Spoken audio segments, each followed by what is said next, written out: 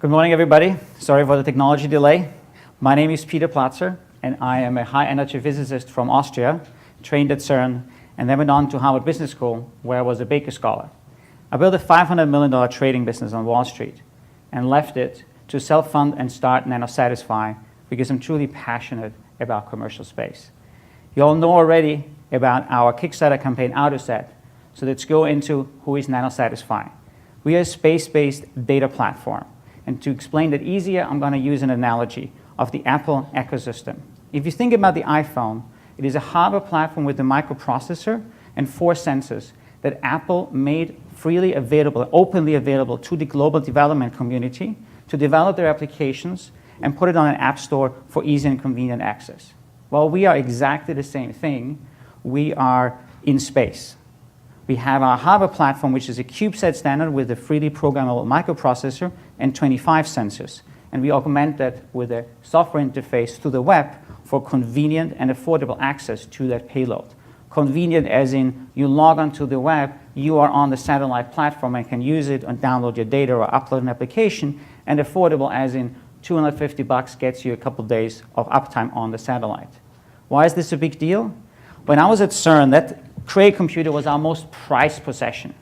And 20 years of Moore's laws and exponential improvement put it in the hands of 100 million people across the planet carrying a Cray in an iPad. And if you look at the satellite space, we are still stuck in mainframe land.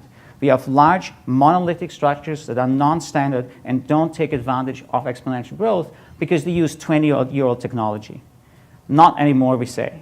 Our satellites have a lifetime of 1 year, after which they burn up in the atmosphere and get replaced with a new one so that you always have the most modern technology available to you. And that is not all. There's going to be a constellations of dozens of them, and we're going to talk about in a second how we get there.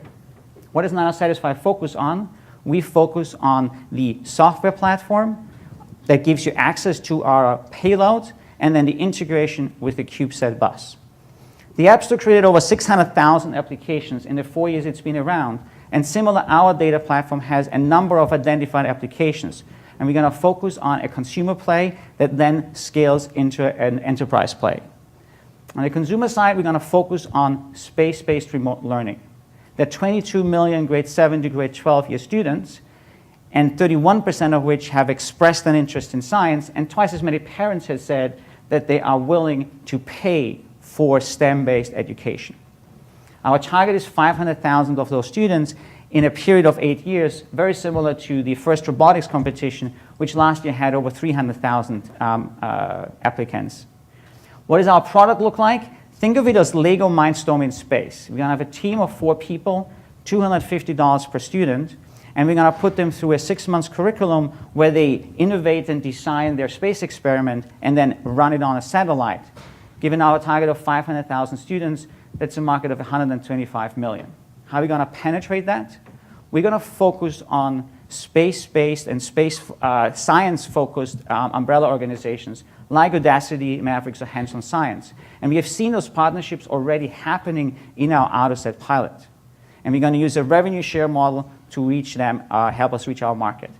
Now let's look at a satellite and look at the profitability of one satellite. It costs us about $150K to build, $150K to launch, and $50K in operations cost. And it can serve about 4,000 students, which, given a safety margin of 25%, gives us a revenue target of $750,000 per satellite or $400,000 profit per satellite. And the nice thing is that those satellites last longer in space than we need them for the space-based learning. So we get an extra 2 to 8 months time that we can leverage into the enterprise market. But the first thing we're going to focus on is space-based weather. Hundreds of millions of dollars of damages to the satellite industry every year. And this is how Quebec looked in 1989 when a solar storm wiped out the power grid. NOAA is truly concerned about that, and companies like airlines and power grid operators are desperately trying to get their hand on better space data. But they can't because there is no network current available. We will provide that. And this is then how the business scales. 3 years cash flow positive, 5-year revenue, 20 million, 8-year revenue, 230 million, with attractive exit options through acquisitions along the way. First, education companies like Kaplan or Apollo Group, later on Google. Who is making this happening for you? This is our dream team. Amongst us, we have 9 universities, 7 languages, and experience on 3 continents. And we have brought the Wall Street pace to space. We started on a napkin 4 months ago, and today we have a satellite bus, fully designed. We have the 3rd iteration from our payload, and we have closed one of the 1% most successful Kickstarter campaigns ever. And we're already on to our next steps, which is building that web interface, our ground station network, and signing those partnership agreements. And for those activities, we're raising a $1 million angel round. 20 years of Moore's Law has put the Cray computer in the hand of a 10-year-old. Our goal is to have that same 10-year-old control our satellite, innovate, use our space-based data platform, and truly enjoy convenient and affordable access to space. Thank you very much.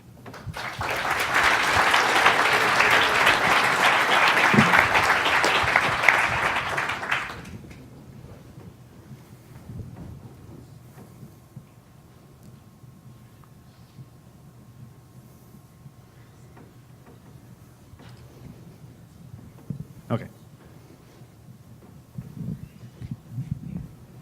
Can you talk about launch, please?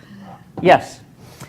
One of the major reasons why we choose the CubeSat standard is if you think of the global shipping industry, containers make it happen. If you fit inside a shipping container, you get easy shipping and affordable anywhere in the world. The CubeSat standard fits into a P-pod, which is the container that is certified on over a dozen launch vehicles. So we went through those launch vehicles and looked at what are the launch capacity we have today, and it's about 500 units of those per year of launch capacity because we fit in that container. The largest size is a 3U, so the satellites that we're talking about is 3U satellites at most. And so when I was reading the business plan, a lot of these pods are secondary payloads. Yes. And so sometimes secondary payloads don't actually get launched. And what happens if you're behind schedule in terms of launching these for your customers? I don't know if because they're students initially, they don't care, or will that be a problem? There is delays in launches all the time. Absolutely true. The way we look at about it is there is going to be a lot of those launches of those satellites, and we have spare capacity in every one of those satellites. So they have a lifetime of, let's say, 6 to 12 months. So if we have to borrow capacity from a bird that is up already because the next bird is a week late in launch, we can do that. But there are 100 launches already per year. So there are about 2 launches every single week. So we see that there is maybe a potential for some of the growth that we have here now with like a 90% confidence interval estimated if there is something on the launch side. But SpaceX, for example, all the rides to the ISS, there is space in the trunk every single launch. So I don't think that is going to be a major problem.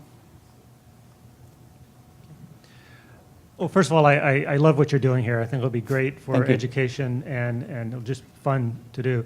My concern and my real question is, after several years of students and other individuals creating their own apps and using the 25 sensors and doing everything, are you concerned you get to a point where sort of everything's been done and you haven't been able to transition to a very large enterprise market like what the geo satellites do?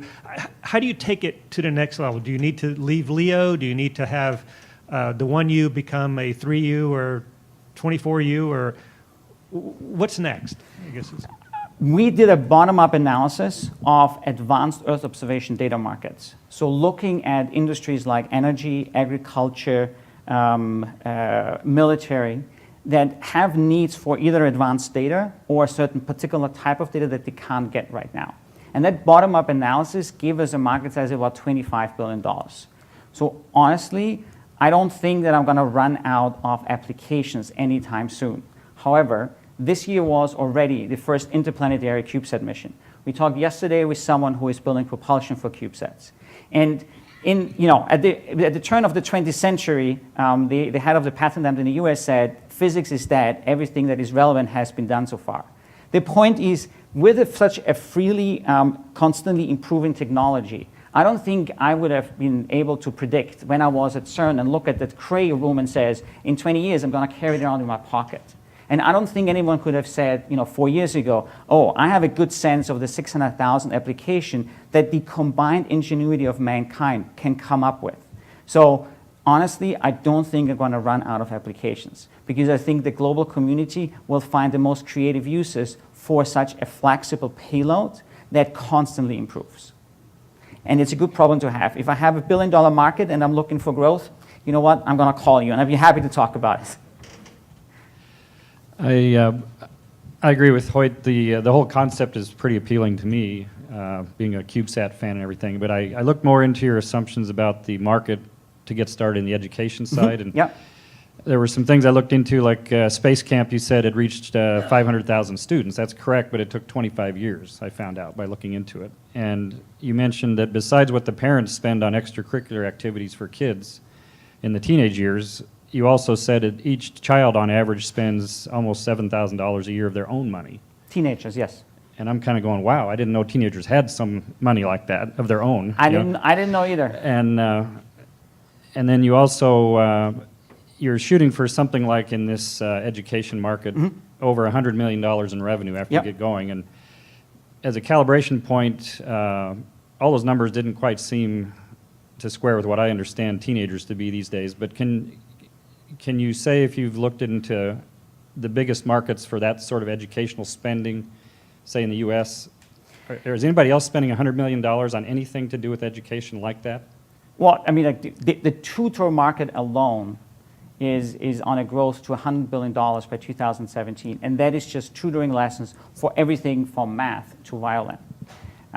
So we spent literally weeks and weeks digging up the best numbers that we can find from professional reports, from analyst companies, from consulting companies that talk about the industry. Now, I'm personally not someone who has spent 25 years in, let's say, the education industry. So I do rely on those reports, and we are more than happy to make all of that material available. And if you can help us get better data, absolutely. Just one thing as a counterbalance, we talk with with a company, it's a school that does NanoRex experiments, which is like a physical box that goes in the ISS. And speaking with that school, their price point is $450 per student, and it's $10,000 for the school. And they, scaling up by 10x from 1 year to the next so far. And they say that their difficulty is not the $450 for the student. It's, Werner said if he moves it from $450 to $1,000, he wouldn't lose a single student. The problem is the $10,000 access price to the school, which is why we've taken it out. And we talked that the two accelerators which has made us offer to join their accelerator program. And one of them suggested to have, instead of a $250 fixed fee, have like a $100 fee and a subscription model. Similar to like in the late 70s, where I forgot that name, where you got a new experiment shipped to you once a month for like a subscription fee of $40 or something like that. So we are looking at different pricing models. But we feel like, for example, the robots competitions are growing at 10, 20, 30% a year, and the price point there is in the thousands of dollars per the team rather than $250 per student. So happy to give you all the reports, more than happy to learn more about the numbers and talk about how to penetrate it.